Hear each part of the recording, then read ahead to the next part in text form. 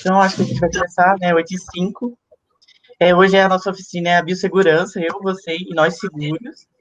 Quem vai dar essa oficina para a gente é a Raíssa e o Humberto.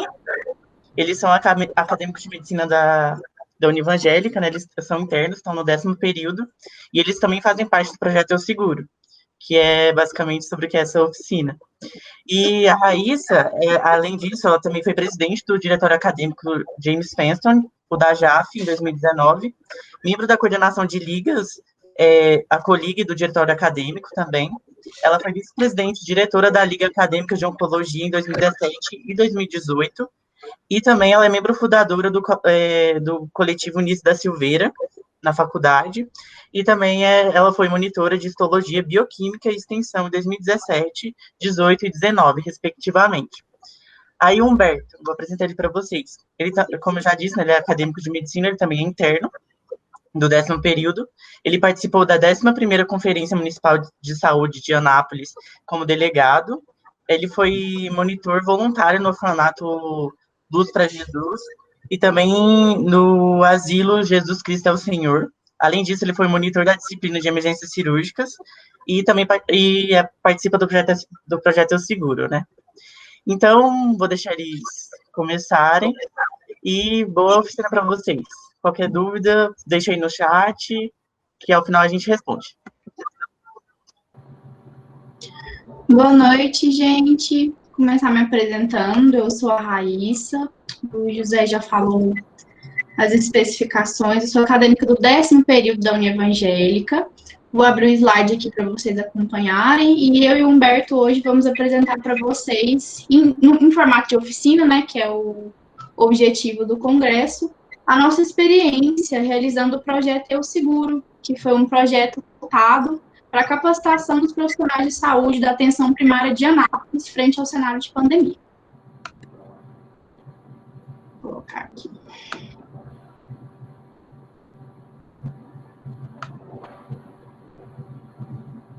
Tá dando para ver os slides?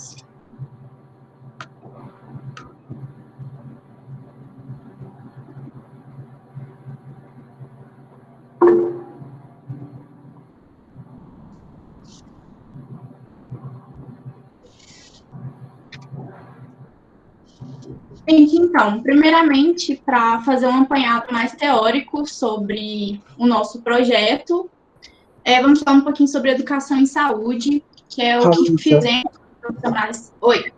Não abriu os slides aqui. Não abriu? Não. Peraí.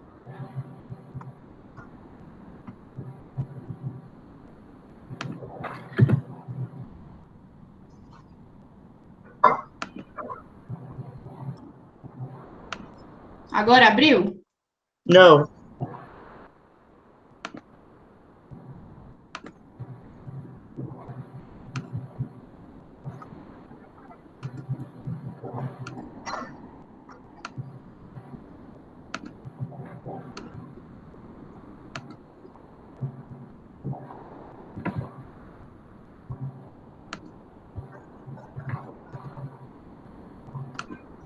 E agora?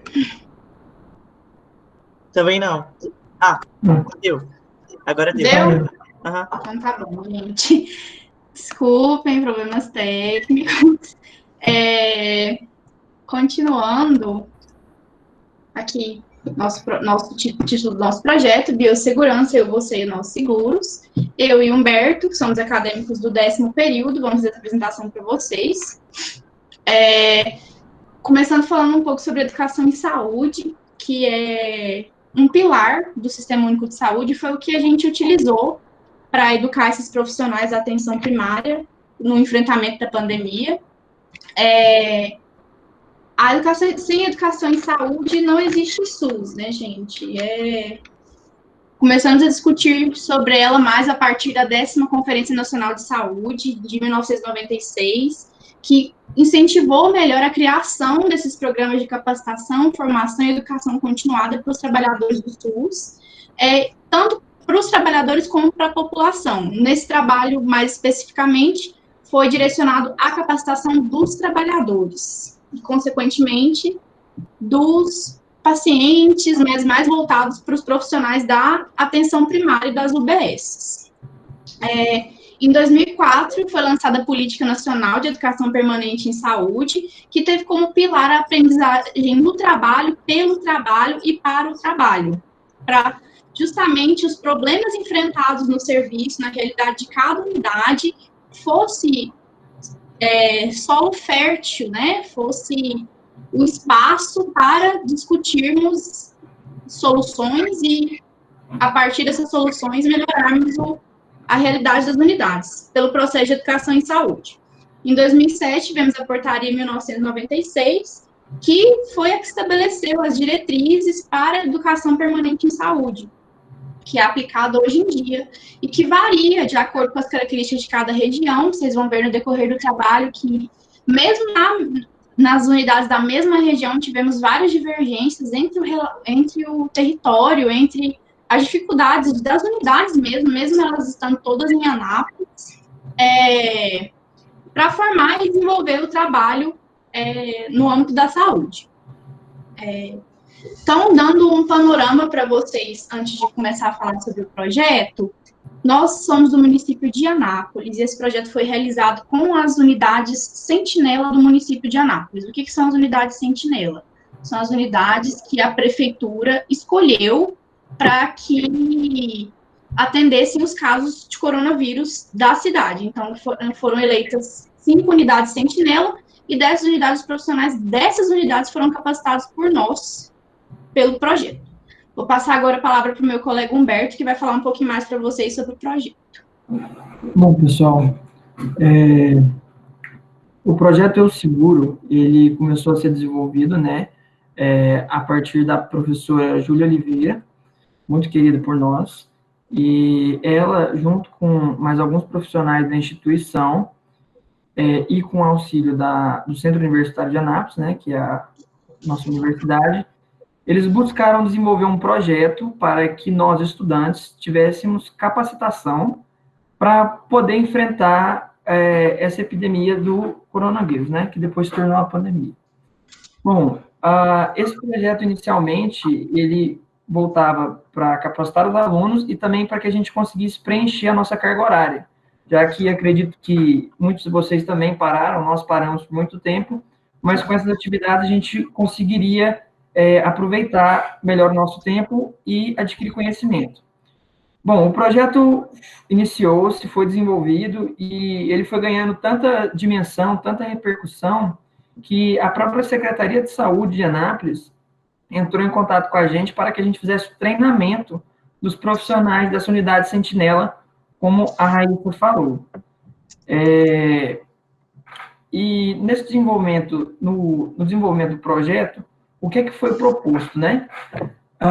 De maneira sucinta, a gente vai destrinchar isso mais ao longo do nossa conversa, mas, assim, a gente primeiro teve que fazer uma preparação, né, um estudo, mas o que a gente teve que entregar foi um material didático, né, por meios de cards e vídeos, vocês vão ter acesso também, para que esses profissionais pudessem estudar, né? Também desenvolvemos checklists para testar e as próprias estações práticas que a gente teve que criar. Para fazer essa revisão, a gente usou muitos artigos científicos nacionais e internacionais, protocolos do Ministério da Saúde, e um ponto muito importante foi que, como era um contexto novo, eles estavam com constante renovação, então a gente sempre teve que ficar atento a isso. Pode passar, por favor. Bom, dentro do objetivo também, né, desse desafio inicial, a divulgação desse material, não só para os profissionais treinados por meio do Instagram, do Projeto Eu Seguro, vocês podem acessar lá tem os vídeos que nós fizemos, uma divulgação geral, né, porque nós criamos alguns protocolos de atendimento que, por mais que você não esteja na unidade básica, vai te auxiliar a tomar certas condutas, né, a se proteger e, consequentemente, proteger a contaminação de outros.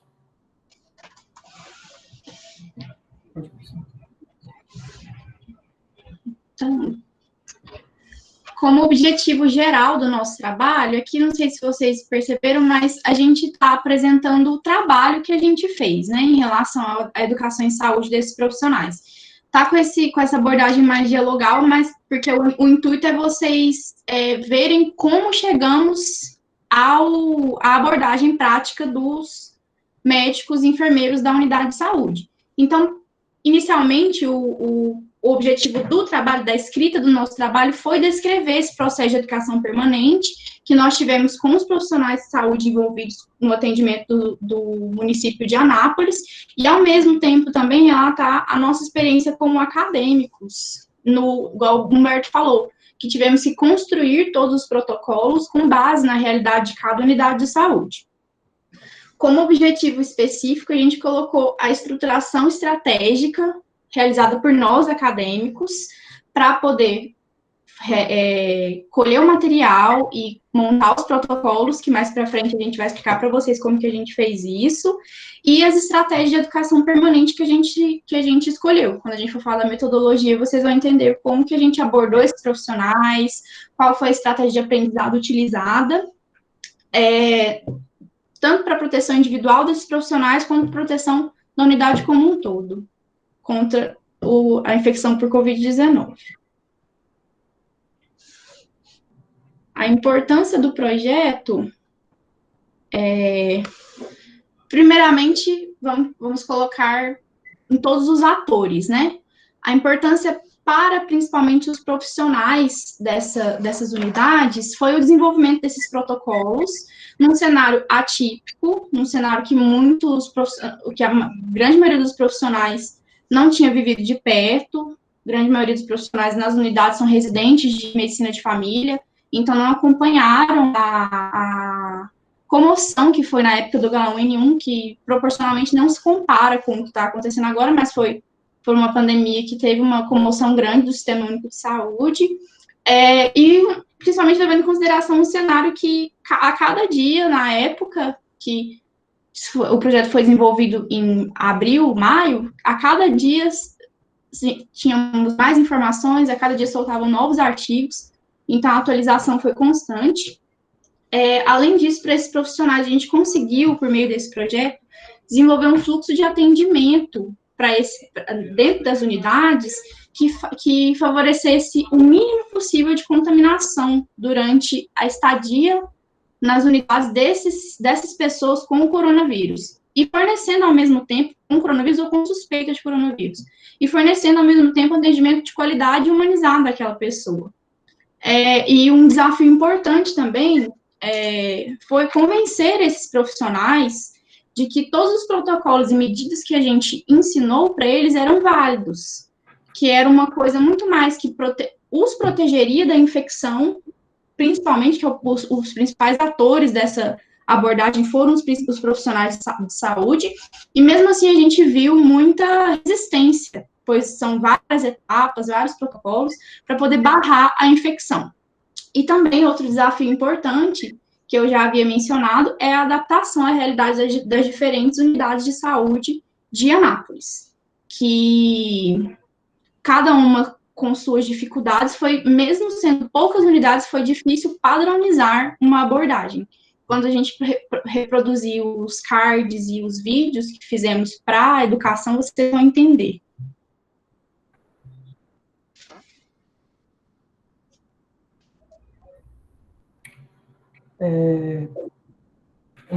Um ponto que a gente ainda vai tratar aqui, além da importância, como foi dito, para a própria saúde, esse projeto teve importância para os acadêmicos, para os profissionais e para a saúde do estado, do município de Anápolis como um todo, né? Acredito que, assim como eu, vocês ficaram parados, ou estão parados ainda por causa dessa paralisação. E bem no início, surgiu na nossa faculdade a questão assim, muitas pessoas queriam ir para a linha de frente, mas não tinham o apoio, né? A faculdade não concordava com as atividades, e um outro grupo, por ter mais risco, né? Pessoas de risco na família, não quiseram ir. Então, acabou que o estudante de medicina, durante um período, ou alguns de vocês podem estar até paralisados, ele ficou parado, ele ficou se sentindo assim, desprovido de atuação, né? E para nós que trabalhamos junto com a Secretaria de Saúde, desenvolvendo esse trabalho, desenvolvendo os protocolos, foi muito gratificante para a gente. A gente recebeu até um feedback muito positivo dos próprios profissionais que estavam lá, inclusive da Secretaria, elogiando o nosso trabalho. Então, isso foi algo muito bom para a gente, sem falar a questão que contou a carga horária.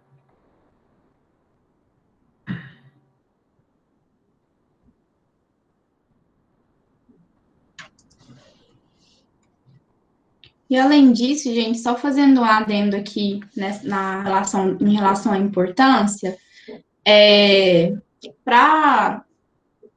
por vocês a par do cenário que a gente estava lidando, Anápolis, para quem não conhece, é um município com aproximadamente 360 mil habitantes.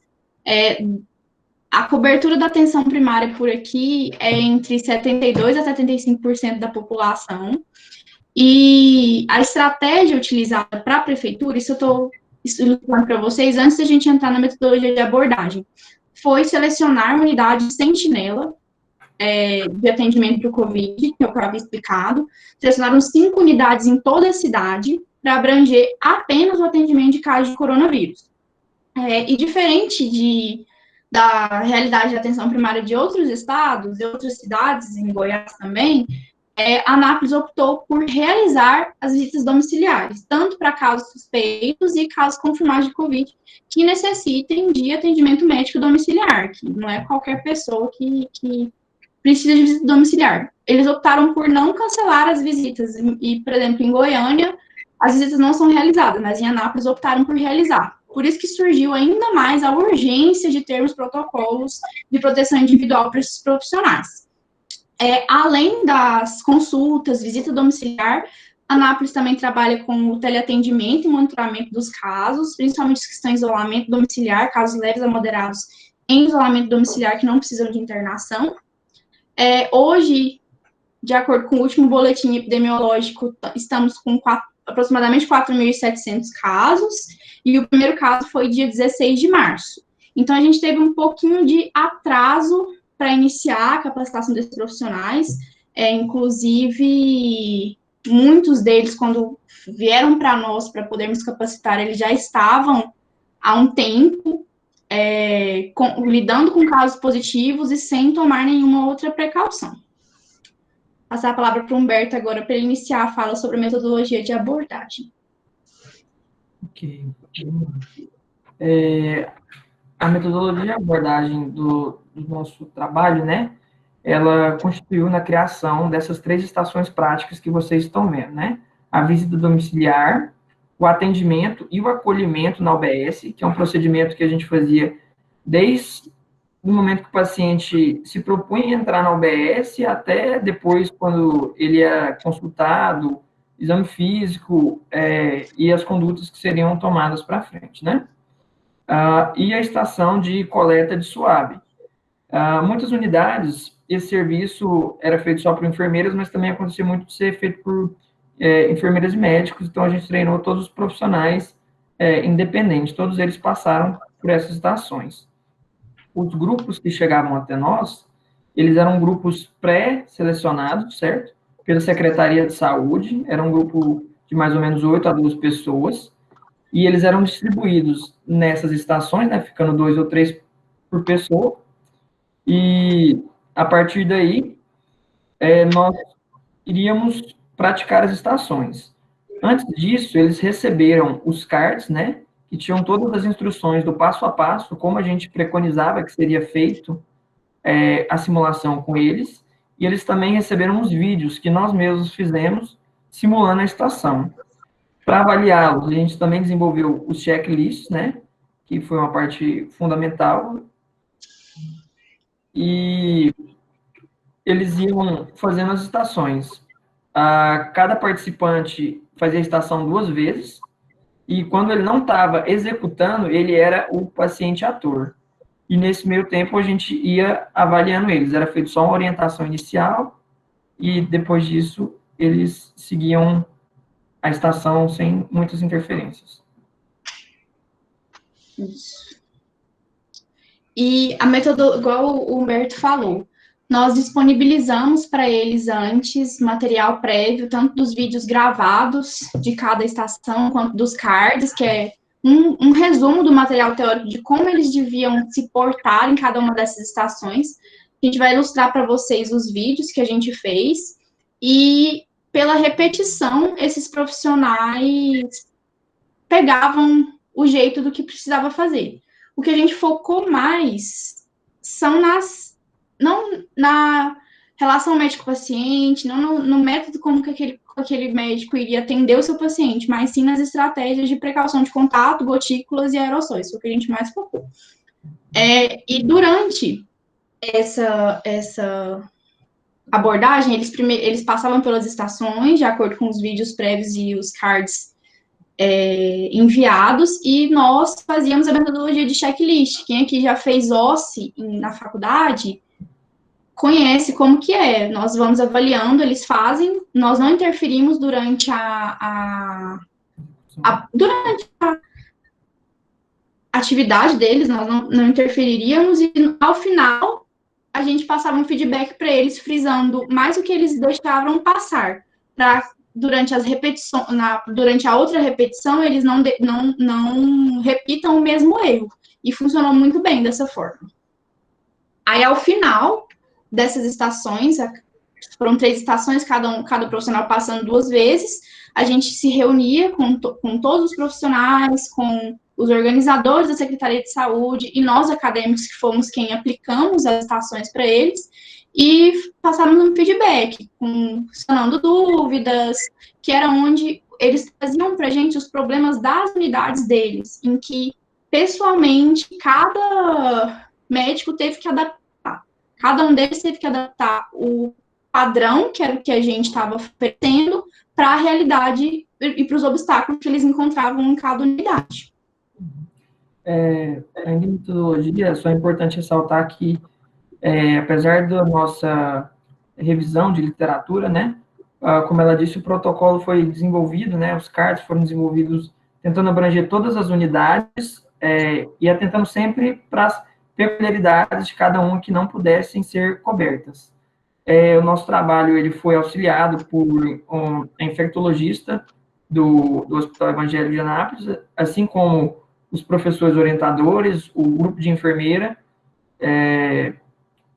Então, assim, foi bem sedimentado a construção do protocolo. Isso, nós fizemos a revisão bibliográfica, igual falamos para você no início, com os artigos, as experiências de outros locais, da atenção primária, como estava sendo, muita leitura, e resumimos o que a gente havia encontrado nesses protocolos e adaptamos com a realidade de cada UBS, com o auxílio desses profissionais que o Humberto citou. Agora, eu vou projetar para vocês, antes de dar continuidade, os checklists e os cards que fizemos para algumas dessas estações. Só um minuto. Enquanto isso, se alguém tiver alguma dúvida, já pode ir mandando lá na caixinha de perguntas, na caixinha de diálogo, que a gente responde também, enquanto eu coloco aqui.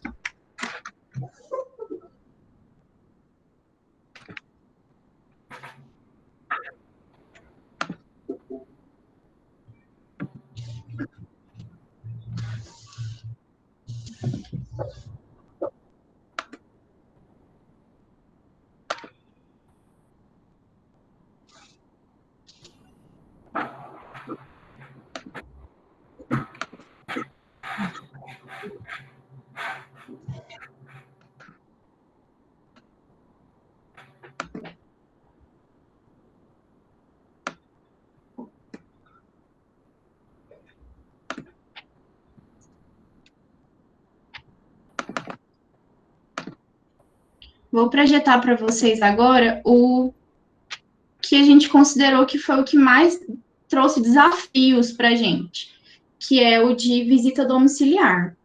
Que ele foi um protocolo basicamente feito do zero, porque, por exemplo, de fluxo de atendimento já tinham muitos lugares que já estavam realizando, então tivemos bastante fonte em relação a isso, para poder adaptar a realidade das unidades. Agora, sobre a visita domiciliar, que é igual eu expliquei para vocês no início, Anápolis foi um município que escolheu, diferentemente de outros municípios, a realizar as visitas. Então, poucos municípios tinham essa experiência.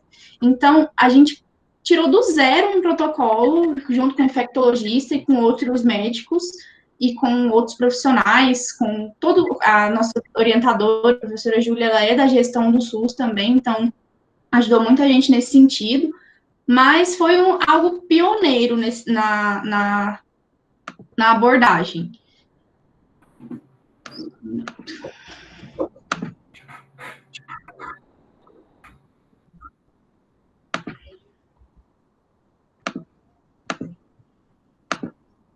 Tá dando para ver? Uhum.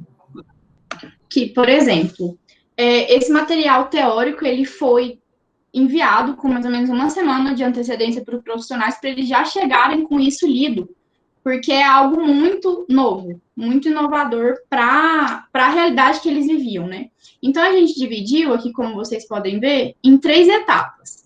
Primeiramente, na unidade de saúde, antes de sair, né, da unidade de saúde, os materiais que você precisa preparar, o que você precisa ter antes de sair numa visita domiciliar, na porta do domicílio, na calçada da casa, o segundo momento, e o terceiro momento, ao retornar, ao sair dessa casa, todos os cuidados que você precisa ter. Por exemplo, na hora de você ir, antes de você, na hora que você vai marcar a visita e confirmar que você está indo lá visitar aquele paciente acamado, que está saturando 92, está difícil de manejar sem um atendimento médico. Você conclui que você precisa ir lá na casa dele para isso, que não está internado. Na hora que você ligar para se preparar para a visita domiciliar, você vai explicar a necessidade de você estar paramentado para esse profissional, para esse paciente, você vai chegar lá todo com capote, com face shield, com máscara, com óculos de proteção, gorro. Então, para essa pessoa não assustar, explica para ela que está indo desse jeito, já para ela preparar um lugar arejado em casa, desligar os umidificadores, ar-condicionados, ventiladores para a realização da visita, já separar uma caneta dentro da casa para ela poder assinar os formulários, o termo de consentimento de isolamento, a fichinha de notificação, preparar uma sacola de lixo para descartar os possíveis resíduos e sempre pedir para eles higienizarem as mãos antes de sair de casa. Outra etapa é você selecionar os seus materiais para ir fazer a visita domiciliar, principalmente os equipamentos de proteção individual. Nas unidades, a gente conversou com os gestores e fizemos um kit para a visita domiciliar. Era um saquinho com kit, com um par de luvas de procedimentos, um jaleco estável, gorro, propé, óculos ou protetor facial, selado para cada profissional. Vamos supor que vai um médico e uma enfermeira. Cada um deles tem um kit de equipamento de proteção para poder fazer a visita. Os insumos gerais para você levar, para poder fazer tanto a higienização dos seus materiais, como lá na hora de examinar o paciente, os instrumentos de avaliação, cetoscópio, termômetro, oxímetro, e todos os formulários em pastas separadas, e para poder, na hora de armazenar esses formulários, evitar o mínimo de contágio possível, o mínimo de possibilidade de transmissão do vírus por meio do papel. Todos esses itens foram organizados dentro de uma caixa, sair da UBS de máscara e ir para o carro para ir fazer a visita. Não vou me alongar tanto que vocês vão conseguir ver isso melhor pelos vídeos, mas foi para vocês terem uma ilustração do quanto que da dificuldade que é mesmo fazer isso de forma segura, entendeu? De todo o passo a passo que esses profissionais tiveram que aprender para a própria proteção, entendeu? Aqui, na chegada do domicílio, que é quando você se paramenta. A paramentação que a gente escolheu fazer, ela é muito parecida com a que é utilizada pelos Médicos Sem Fronteiras. quando eles vão para a região muito inóspita, eles fazem a paramentação dessa maneira. Um dos profissionais segura a caixa, enquanto o outro se paramenta. Aí, quando o outro está paramentado, ele segura a caixa para que o outro se paramente. Aí, na saída durante o atendimento, todas as precauções que vocês vão ver no vídeo que a gente tem.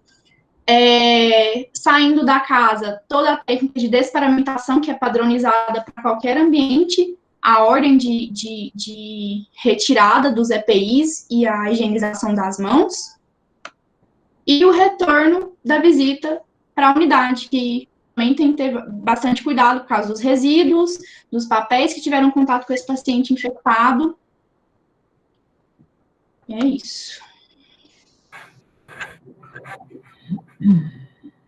Vou voltar para o slide aqui.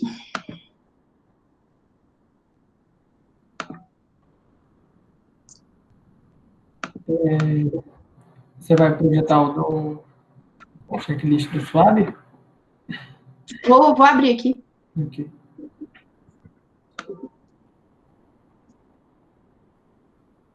Depois dos cards, a gente vai mostrar para vocês o checklist que a gente fez para poder avaliar esses profissionais. Pronto. A outra estação que nós tínhamos, né, era essa estação da coleta do SWAB dentro das unidades de referência. Como nós já comentamos, foi um pouco mais fácil, porque nós tivemos mais material, mas em todas as unidades nós tivemos que fazer certas adaptações, porque no contexto de pandemia, os recursos, tanto humanos quanto materiais, estavam muito limitados, né? Então, muitas vezes a gente via que os profissionais estavam acostumados a fazer essa coleta com 2 profissionais paramentados, usando um número grande de luvas, né? Não que não seja importante, não que não funcione, mas é porque o que nos foi pedido foi para fazer de uma maneira mais enxuta. Então, o que nós propomos aqui foi a coleta por um profissional, usando a menor quantidade de materiais possíveis, e, claro, numa ordem que garantisse a segurança dele, assim como uma boa coleta, e usasse uma quantidade de materiais que fosse plausível, mas não exagerada, certo? Aqui nessa primeira parte a gente descreve o que a gente considerou indispensável na sua bandeja, né, para fazer a coleta. Pode descer, por favor.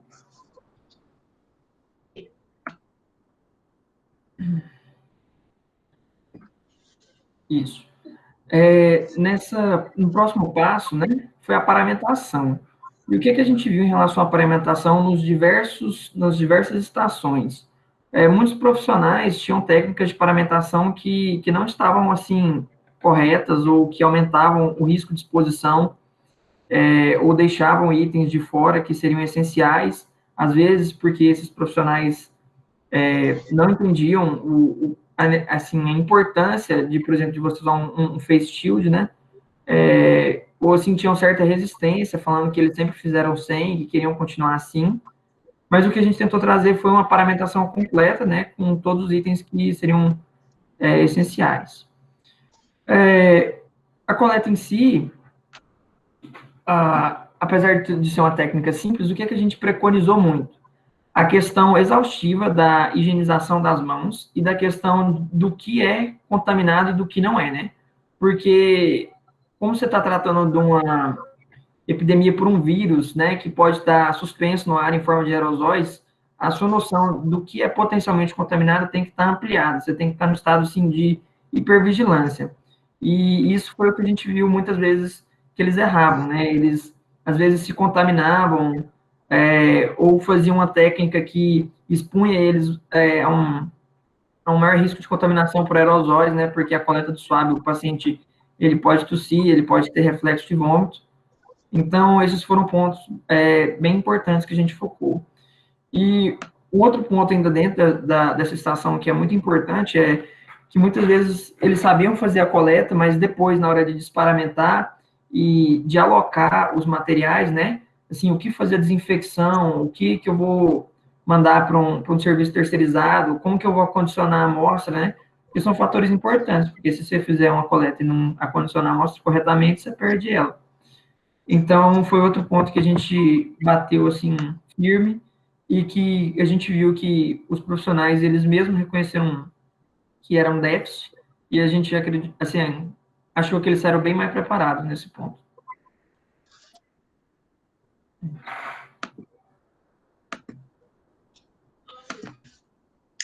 Aqui, gente, nós vamos tocar para vocês, a gente vai ter para vocês agora os cards que fizemos para a publicação no Instagram, inclusive, quem tiver aí, nos sigam no Instagram, @projeto seguro.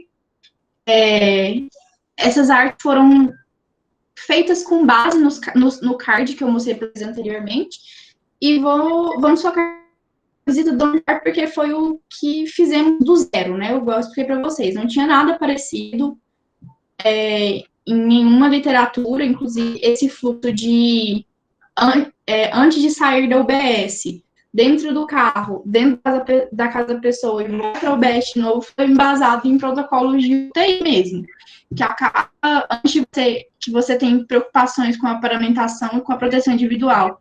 Antes de entrar dentro da UTI, ao entrar na UTI, perto do leito do paciente, ao sair do leito e ao sair da UTI. Então, essa protocolação de espaços foi feita com base no que utilizam em UTIs COVID.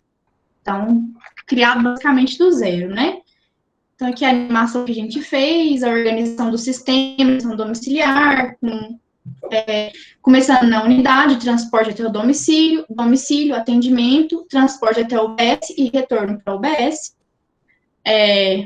Uma linha do tempo, porque para o profissional se situar ao que a gente estava explicando.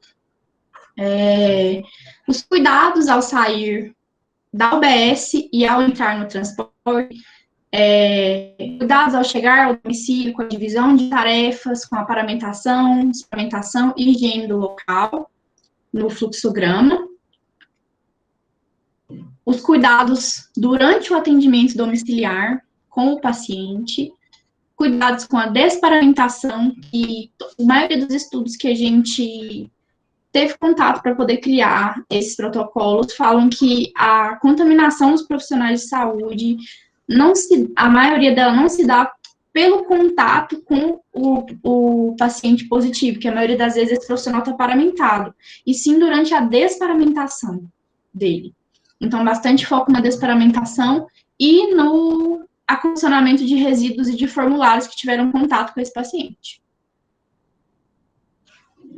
Quando você retorna para a unidade, o que você precisa reaproveitar, porque não dá para você descartar todos os face shields que você usa para ir atender um paciente positivo. Então, algumas coisas você precisa higienizar, algumas coisas você precisa condicionar, que são os formulários de termo de consentimento para isolamento, ficha de notificação de caso positivo, e tudo isso tem que ser colocado da melhor maneira para evitar a contaminação de quem está trabalhando naquela unidade.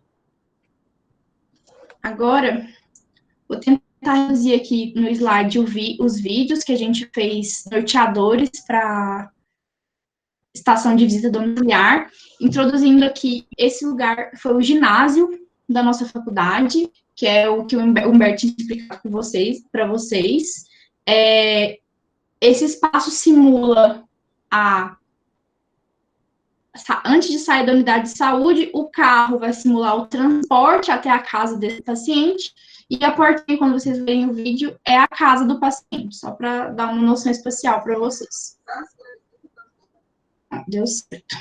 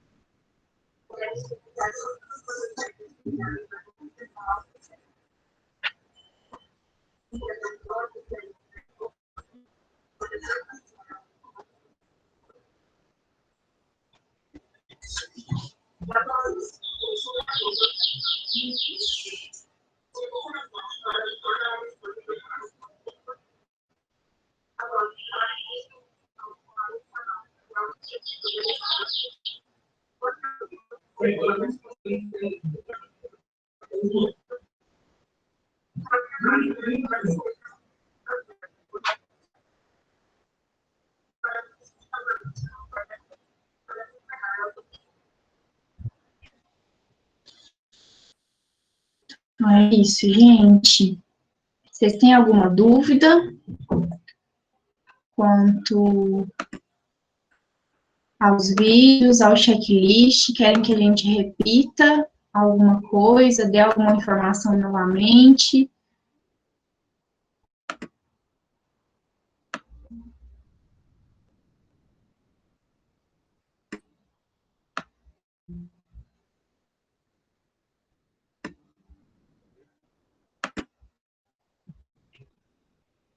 Vou mostrar para vocês o checklist que a gente utilizou para avaliar esses profissionais nas estações. Colocar o divisor domiciliar, que é o que vocês assistiram o vídeo agora.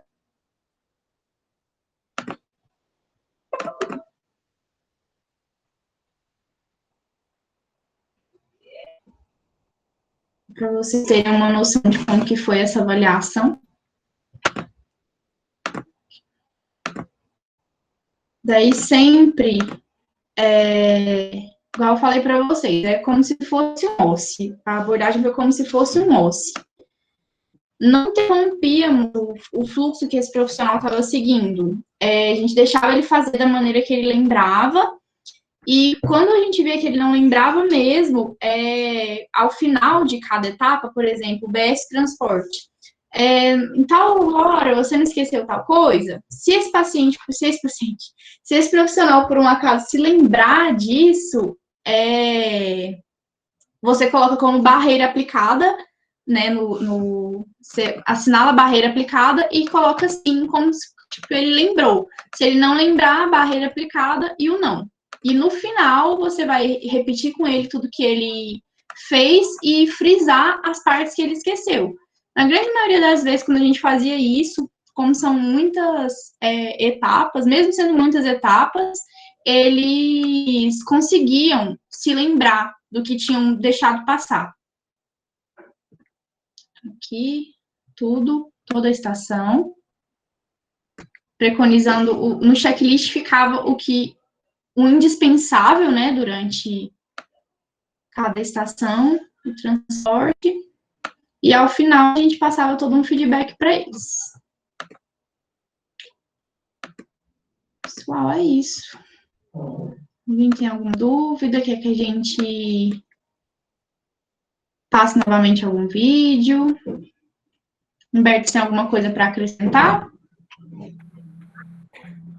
Não, no momento não. Vamos esperar as dúvidas.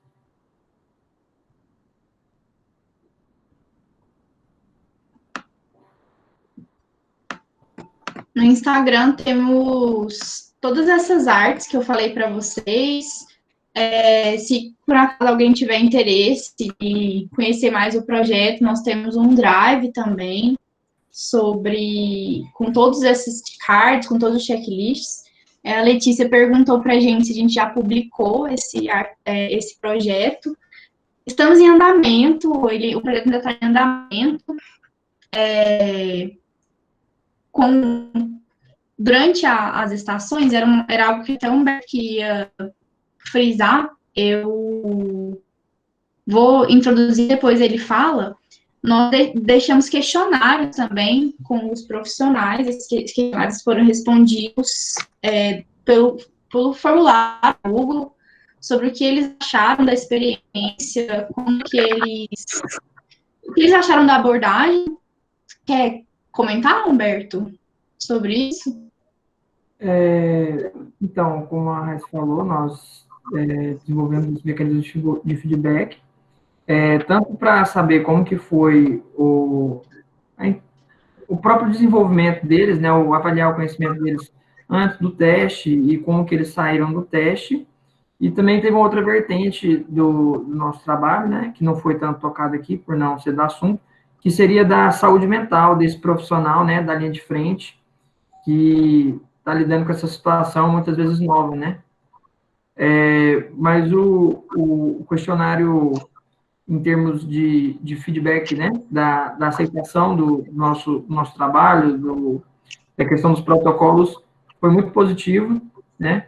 Vários professores nossos que foram treinados gostaram muito. A equipe como um todo falou que foi muito positiva, que acrescentou de forma substancial no atendimento deles, né? Por mais que em algumas situações eles não tenham tantos materiais, né? E eles têm que fazer as adaptações nas próprias unidades. E nós estamos esperando, né, finalizarem essas respostas dos questionários, que ainda não conseguimos que toda a amostra respondesse, dos profissionais que a gente capacitou, que foram aproximadamente 120 profissionais que passaram por nós durante as estações, durante 7 dias, né, de treinamento, e nós estamos nos preparando para publicar, sim, o projeto. Agradeço o elogio que você fez, Letícia, foi relevante tanto para nós quanto acadêmicos. Também eles, nos feedbacks, falaram para a gente que é muito complicado aplicar tudo. Não era esse o nosso objetivo, que eles aplicassem tudo que a gente estava preconizando, mas que pelo menos reduzissem um pouco essa vulnerabilidade que o profissional hoje em dia está sofrendo por causa da pandemia, né? Então, tivemos impactos positivos tanto para os profissionais quanto para nós, envolvidos no projeto. A gente agradece muito também o convite de estar aqui hoje, principalmente pela Ohana, pelo José, representando a Lanfa. Para vocês aqui algumas fotos do projeto. Isso aqui foi uma publicação do Instagram da Prefeitura de Anápolis, que abraçou conosco esse projeto.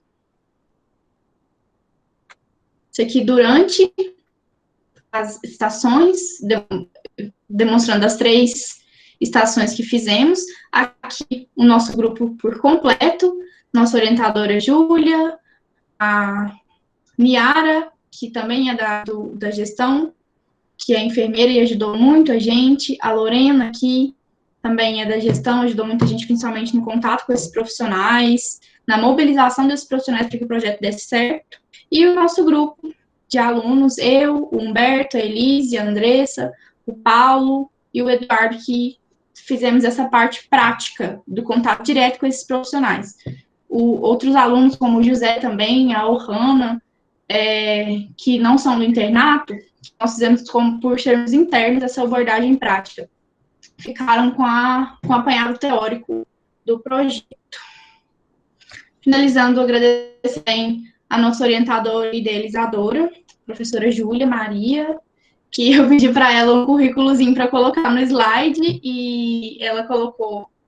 Ela é mãe da Helena, tia da Duda, do Neto, filha da Geni e do Cícero, esposa do Júlio, que é o primeiro lugar, muito mais importante que tudo que ela faz.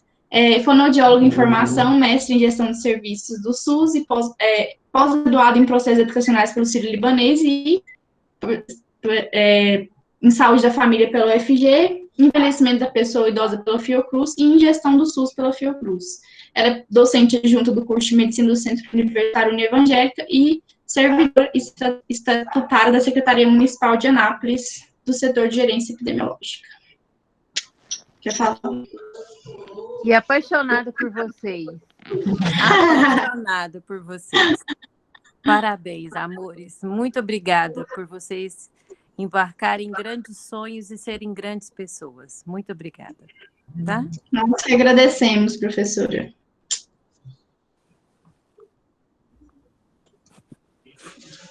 Então, muito obrigada, gente, pelo tempo, obrigada pelo espaço. 9h de uma sexta-noite, vocês aqui acompanhando a gente. Quer falar alguma coisa, Humberto?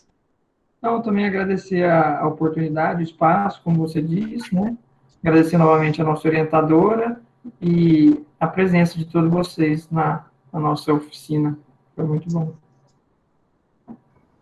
Então, a gente que agradece. Obrigado por ter aceitado o convite, né? A Ohana também, né? Que eu acho que ela está aqui, eu vi ela entrando, mas acho que ela saiu. Então, muito obrigado, gente, pela disponibilidade de vocês, né? E é isso, pessoal. Se vocês tiverem alguma dúvida, quiserem ir no Instagram, lá tem bastante conteúdo. Tem os cards, os vídeos. Se vocês tiverem alguma dúvida, também quiserem mandar direct. Ou quiserem tirar alguma dúvida agora com os meninos, não sei. É isso. Agradecendo pela oportunidade. É isso, eu acho que a gente vai acabar por hoje? Ninguém tem mais nenhuma dúvida, né? Então, obrigado, meninos. Boa noite para vocês. Boa noite, gente. Obrigada. Até mais. Tchau, tchau.